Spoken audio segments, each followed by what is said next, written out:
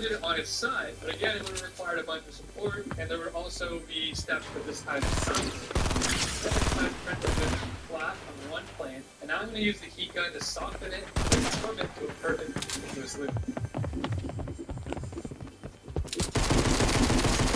Okay, that's release that I'm trying to do, and that is the first official track test. Ready?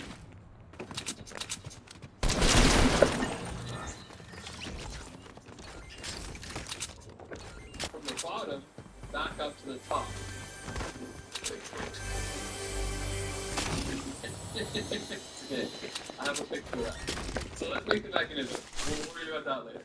For the lifting mechanism, I want to stay true to the original design with the two arms working together to lift the ball up to the top of the track. So I fired up Motion Gen, my favorite mechanical sketching app, and I got to work trying to optimize its linkage for the new scale.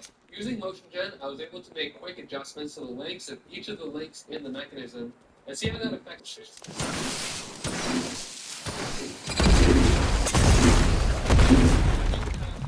Which in hindsight makes a lot of sense. This is really big. So I'm just let's see if we can pass the ball from one end to the other.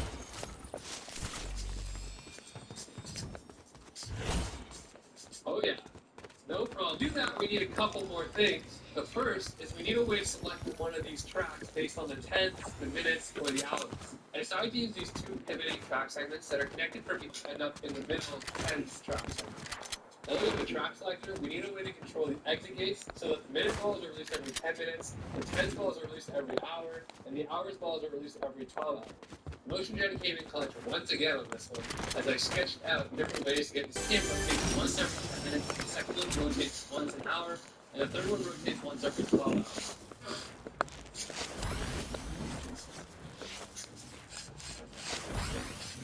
The once an hour cam is connected to the track selector wheel to this shaft and the wheel. You can see that as the cam rotates, it pushes up on this lever. The lever then pulls back to the gate, and we see the ends get released, and then the minutes get released. Finally, I added a shaft and double gears to connect the lifting mechanism, which moves once a minute through a series of gears to the first cam. And then lastly, I added a motor to drive the entire.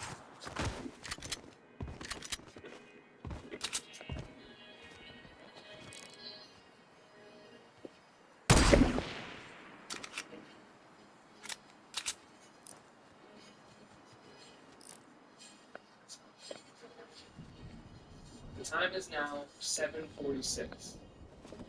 Timekeepers work together hand in hand to place another ball at the top of the track once every 60 seconds.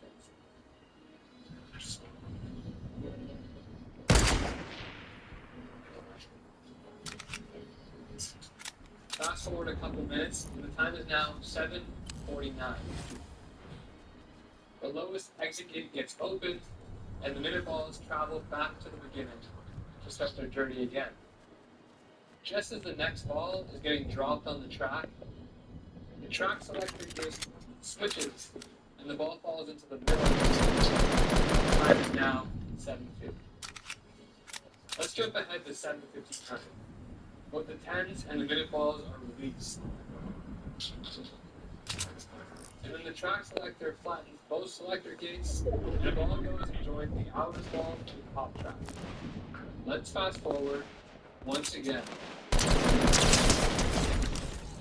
This time to 11:59.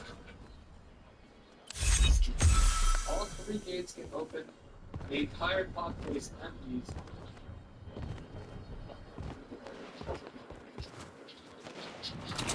Indicating that it's 12 o'clock. And this project tests me in every possible way, and fearing this.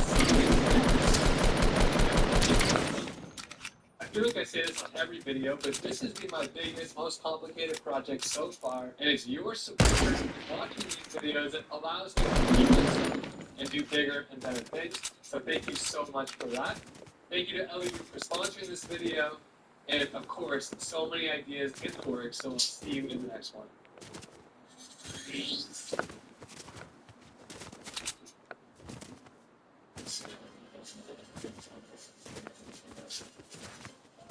Good morning. It is another day, and it's raining. Today we're going to be working on the Bombi because we broke it not once, not twice, but 3 times. This is why the rust brake is not You answer the question. the company that refills our fire extinguishers. We watched the video, and they showed up yesterday, and they're like, I know you need some recharge. We're not pulling this apart. It did friction weld together, and then it broke apart again, so it is working right now. I know it's not good. We're ordering new parts for it, and we're going to make some changes. We're going to cut some reliefs and drill some holes to make sure the oil can get into those side gears better, and also we're going to be raising the oil. We're going to be doing that right now. So I've got this right here, and we're going to be putting it in right about there, and then we can fill it up with oil, and maybe that'll work. Also, standing on the throttle, one track spinning, bouncing off the rep limiter for 1 minute, I'm not going to do that Fortunately, we used the tune out of the Morbear, which has a rev limiter built into it, or who knows whatever would have happened. Oh, I heard something funny. You totally missed it. So we said, because you said that you used the tune out of the Morbear and Big Dog, and I said it was like the Morbear and Big Dog had a baby. But what I should have said is it's like the Morbear and Big Dog had a bomb diggity. There it is. And it's faster than both of them. I'd love to give credit to whoever said that. It wasn't me. I read it in the comments. Just like the record. Yeah. They'll hold off. Ideas.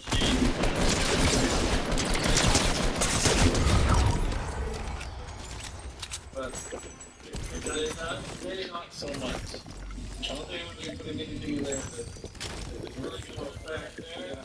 100% of in there. I'm going to pull you 100%. I can't tell. I'm gonna pull these out. We'll put one in and see how it fits. These right here, I think are one broke. It might have been like about. There should be pressure transfer directly from this to this. The bolts are just floating, and they don't have they shouldn't have a shear load on them.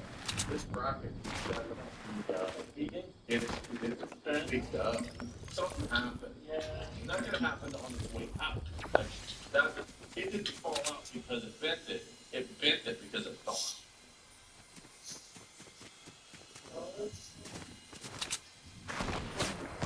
So this is supposed to be a really snug fit, and it's not.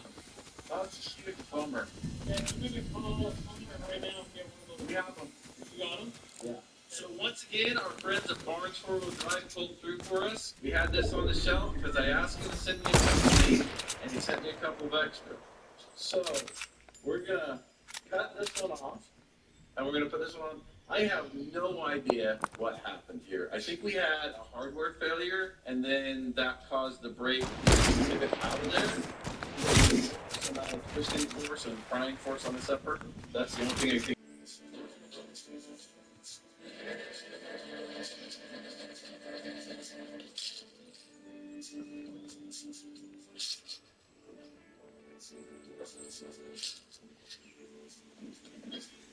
So here's what I think happened.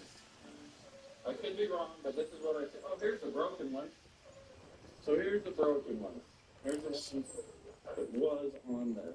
Okay, so I think this is what I believe happened. So this sits in here like this. I believe there may have been a little bit of play in that to begin with. I remember it was a little bit loose when I put it in, and I wondered about it. And I think it got enough play to break this. And when that broke, and then it could move this way and this way, it ended up snapping this bolt off right here. Now, when you step on the brakes, it has the ability to shift out. And as it shifted out, it started spreading these.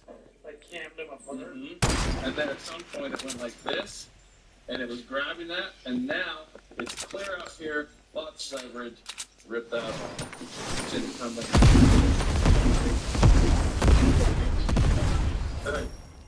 that's how tight it's supposed to be. See how these are ground? Feel that. Not so much as spread here. See how this is ground? That's where that extra looseness came from. So it wasn't a problem with the bracket or a problem with this. It was a problem with